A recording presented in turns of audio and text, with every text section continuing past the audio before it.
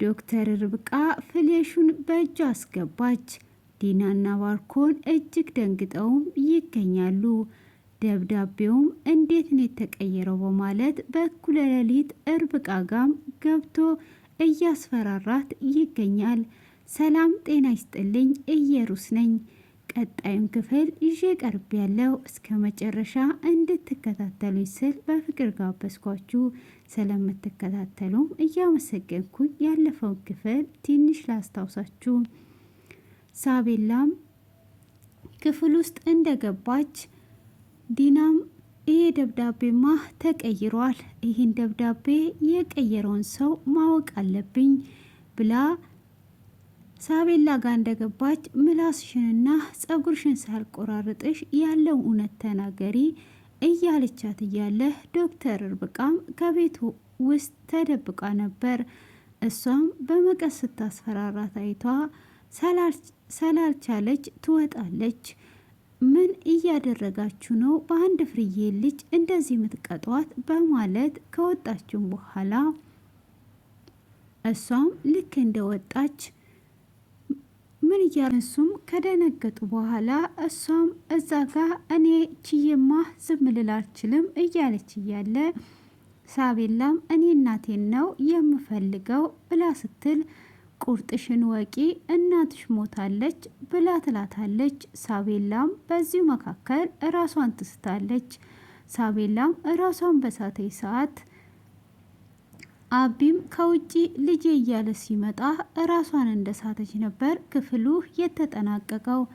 አቢም እጅግ ደንግጦ ወደ ሆስፒታል ይወስዷታል። ሆስፒታልም እንደደረሰች ታክማ ወደ ውስጥ ትመለሳለች። እሷም ታክማ ከተመለሰችም በኋላ ዲና አሁንም ማስመሰሏን እንደዛው ትቀጥልበታለች። ሳቤላዬ የኔ ውድ የኔ ቆንጆ የኔ ብራብሮ ንቂና አሲድሽን ጠጪ እያለችም እየዳበሰቻት ባለ ጊዜ ታዲ ምንድን ነው እየተካሄደ ያለው? ቤቴን እየወረሰ ያለ ነገር ምንድን ነው እሱ እያለ በሀሳብ ውስጥ ገብቶ ነበረ። እሱም እንደዛ ሆኖ ሳለ ዶክተር ርብቃም ጁስ አዘጋጅላትና ይዘሽኒ ስላለቻት እሷም ጁስን ይዟ መጥታ ነበር። እኔ ለሳቤላ ብዬ እንጂ ለአንቺ ብዬ አላዘጋጅም። እኔ ቤትሽን ላጸዳና ወይም ደግሞ ጁስ ልፈጭ ሳይሆን የመጣሁት ዶክተር መሆኔን እንዳዘነጊ ስትላት የሰው ጓዳ ውስጥ ዶክተርና አለ ወይ በማለትም እየሰደበቻትም ትገኝ ነበረ። ሆኖም ያንን አሲዱን ይዟ ከሄደች በኋላ እንግዲህ ዲናም አባቴ ሂድና አንተ ረፍት አድርግ እኔ ከልጅቷ ጋር ሆናለሁ ስትል አይ ብሎ እሱም በሀሳብ ውስጥ ስምጥ ብሎ እያሰበ ይገኛል። ንጹም እንዴት ምንስ ብበድላት ነው ከዚህ ልትሄድስ የቻለችው ምንድን ነው እያለም ቤቴንስ በምን አይነት ሁኔታ እየመጣብን ነው ያለው? ልጄም እናቷን ናፍቋት ነው መሰለኝ የት ነው ያለሽው እያለ እናቷንም እየፈለገና እያሰበ ነበር። ሆኖም ወደ መኝታ ክፍል ከገባ በኋላ ንጹህ የሆነ ሰዓት ላይ ባህሪዋ ተቀይሮ ነበረ። ግን ምን ቢከሰት ነው? እንዴት ነው? ምን ባስቀይማት ነው እንደዚህ ጥላኝ የሄደችው? በማለትም እንግዲህ ንጹህን ባለፈው ክፍል ላይ ከቁልጭ ጋር እየተጫወተች እያለ ከሩቅ አይቷት ነበረ። እሱም ለምንድን ነው ምን በድያት ነው እያለም እየተጸጸተ ይገኛል። እሱም ደብዳቤውስ ለምንድን ነው የጻፈችው? ምንድን ነው እሱ የደብዳቤ በማለት እስካሁን ድረስ ደብዳቤውን አልከፈተም። ግን ንጹህ የሆነች የነበረችውና እያደረጉት የነበረው ባህሪዋን የሆነ ሰዓት ላይ የተቀየረበትን ሁሉ እያሰበ ካዲያ ምን በድያት ነው? እኔን ለምንድን ነው ከጎን ያሉ ሰው ብቻ የሚያጠቁኝስ? ምን እየተከሰተ ነው ያለው? በማለትም ይገኛል።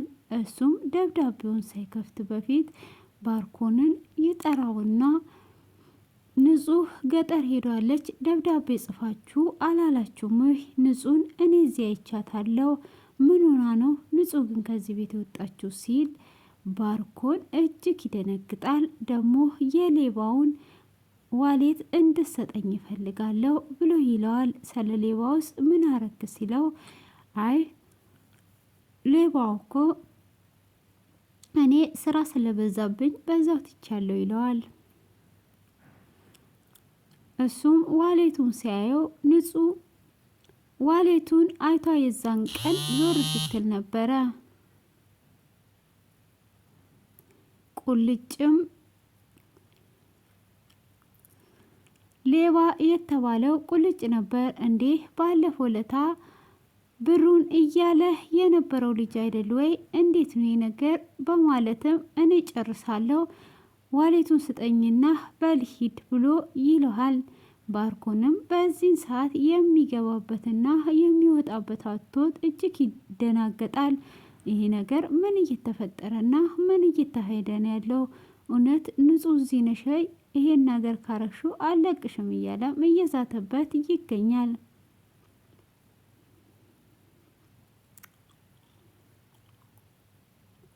እሱም እንደዛ በሚልበት ሰዓት እሳቱ ጋም ወደ ገጠር ሲደውልለት ለምንድን ነው ስልክ የማይሰራው ብሎ ሲለው አይ ኔትወርክ የሌለበት ቦታ ሆኖ ይሆናል እስካሁን አልደረስክም እንዴ ሲለው አዎ አልደረስኩም በማለት ሲል እስካሁን ድረስ ምን ትሰራለህ? በቃ እንደደረስክ ቤትም ቢሆን ፈልገ ሁሉንም ነገር መረጃ ላክልኝ ንጹን እዚያ አይተናታል ብለውኛልና ቤትም ቢሆን መግባትን እንዳዘነጋ ይለዋል።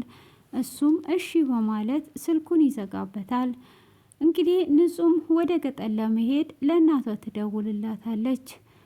እማዬ ልመጣ ነው ስትላት ልጄ መምጣትሽን አልጠላም፣ ግን በአንቺ ላይ የሆነ ነገር እንዳይደርስ እፈራለሁ በማለትም ትላታለች። እሷም እንደዛ ካለቻት በኋላ እማዬ አንቺ ነይና አይንሽን አይቼ እመለሳለሁ፣ ቦርሳ ይዤ መምጣት ስለሌለብኝ የሆነ ቦታ ላይ ወርዳለሁ፣ አንቺ ደግሞ ታስቀምጫለሽ፣ እኔ ከአንቺ ጋር እንደዛ ወደ ቤት እገባለሁ ብላ ትላታለች። እና እኔ ምንም አልሆንም በማለትም ከነገረቻት በኋላ እሺ ልጄ አንቺ ካልሽ ነይ ትላታለች። እሷም እሺ በማለት በመስማማት ወደ ቤት ሊሄዱ ነው። እንግዲህ እሳቱም ወደ ገጠር እየሄደ ነው። ቁልጭም በመሄዷ ግን ደስተኛ አይደለም። አብረን እንሂድ የሆነ ነገርስ ብትሆኚ እኔ ታሳስቢኛለሽ ቢላትም እንግዲህ ጥላው ልትሄድ ነው። ዶክተር ርብቃም ፍሌሹን በእጅ አስገብታለች። ቁልፉንም እንደምንም በመፈለግ ቁልፉን ካገኘች በኋላ ባርኮን እታች በነበረበት ክፍሉ ትገባና ፍሌሹን ፈልጓ ይዟ ትወጣለች። ይዟም እንደ ወጣች በር ላይ ደርሶባት ነበር። በመደናበርም ይሄ የቆሸሸው አቧራ ቤቱን እያጸዳው ነው በማለት ትለዋለች። እንዴት አንድ ሰራተኛ መቅጠር ያቅታችኋል? እኔ ለአንተ ብዬ ሳይሆን ለራሴ ስል እያጸዳው ነው ብላ ፍሌሹን ደብቃ በእጅሽ ያሹ ብሎ ሲላት ፎጣውን ትሰጠዋለች።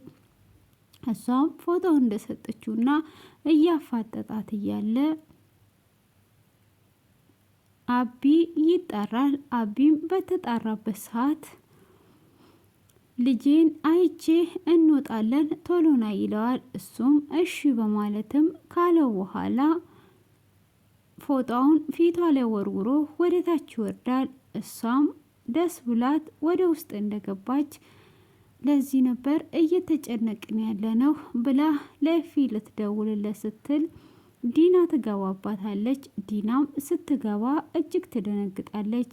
ዲናም ምን እያረግሽን ያለሽው? አርፈሽ ተቀመጪ፣ ይሄ አወኩ አወኩ እያልሽ በማገባሽ ጥልቅ አትበይ ብላ ትላታለች። ካዳ እናተ ለሁለት እያስፈራራቿት እያለ ለምንድን ነው ዝም የምለው በማለት ስትላትም አላስችል ብሎኝ ነው፣ ምንም አያገባሽም፣ ከዛሬ ጀምሮ ዝም እንድትይ ነው የምፈልገው፣ ምንስ መስራት አስበሽ ነው? የመጣሽውን ስራ ሰርተሽ እንድትሄጂ እንጂ በማለት ትላትና እጅሽ ላይ ያሹ ፍሌሽ ምንድን ነው ብላ ስትላት ፊልም ላይ ስል ነው የመጣሹ፣ ፍሌሽ መያዝ አልችልም ወይ ብላ ትላታለች።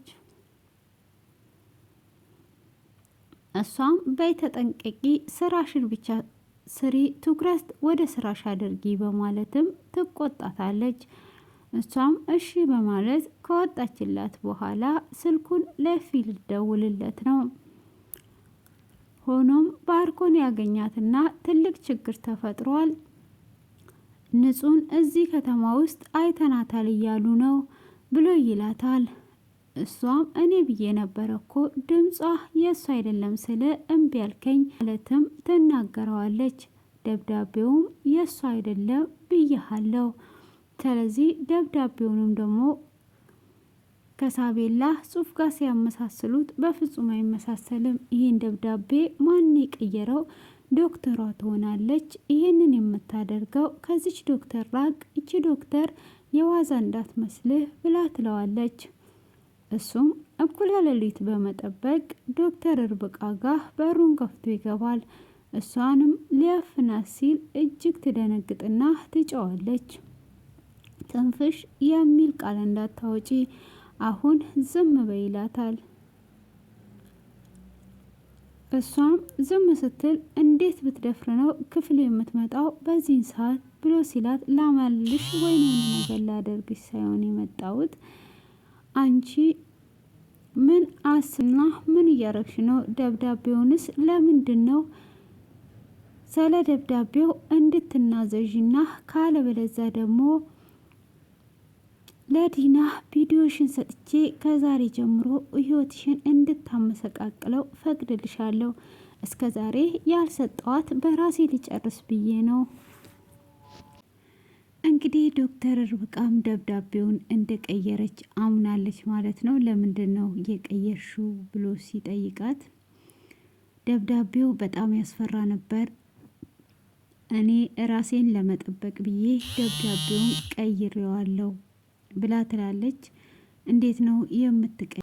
እኔ አንተን ለማስመለጥ ወይም ደግሞ ለሌላ ሰው ብዬ ሳይሆን ለራሴ ስል ነው። እስር ቤት መግባት ስለማልፈልግ አትግደሉኝ የሚል ነበረ።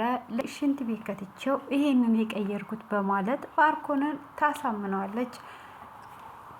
ባርኮንም እቺ ቁራጭ እዚህ ነው ያለችው ማለት ነው፣ ይህ ምን እየተካሄደ ነው እያለ እየፈራ እያለ ሳቤላን እኩለ ሌሊት ላይ በድጋሚ ያማታል። ሳቤላም ሲያማት አቢ ለዲና ይደውልና እዋይዘሽ ነው ይላል። ዶክተሯም እየሮጠች ሁሉም እየሮጠ ይሄዳል። ሳቤላም በተኛችበት አባቴን ብቻ ተውት እያለች ብዙ ነገር እየቃጀች ነው። በዛም እንግዲህ ደንግጠው ይገኛሉ። ውድ የተከበራችሁ የኢየሩስ ፋሚሊዎች ዛሬ ላይ ይዤላችሁ የመጣሁት ይህንን ነው። በህልሟ እየቃጀች ስለነበረ ጉዳችንና ሚስጥራችን ወጣ በማለት ባርኮንና ዲና እጅግ በመደንገጥና በመደናበል ላይ ይገኛሉ። ውድ የተከበራችሁ የኔ ቤተሰቦች እንግዲህ ከዚህ ድራማ ላይ ብዙ ነገር እንማራለን። ንብረትን ፈልገው ሄደው አባትንና ልጅን እያሰቃዩ እንግዲህ ታዴን መርዝ እየመረዘች እየሰጠችው፣ እሷ ግን አዳሯ ከባርኮን ጋር ነው። ያረገዘችውም ልጅ የባርኮን ነው። ይሄ ሚስጥር መቼ ነው የሚወጣው? ዶክተሯስ ሁሉንም ነገር ሚስጥሩን ትደርስበት ይሆን ወይ? አሁን ፍሌሹን ከወሰደችስ በኋላ ምን ይፈጠር ይሆን? እናንተ ደግሞ አስተያየታችሁን በኮሜንት ላይ እንድታስቀምጡልኝ ስል በትህትና ጠይቃችኋለሁ ውዶችዬ። እንግዲህ ብዙ ነገርን ህይወት ታስተምረናለች። ከዚህ ላይ ብዙ ነገርን ልንማር ስለምንችል ለጓደኞቻችሁም ሼር በማድረግና እኔንም ደግሞ ከጎን የሆናችሁ እንድታበረታቱኝ ስል በአክብሮት ጠይቃችኋለሁ።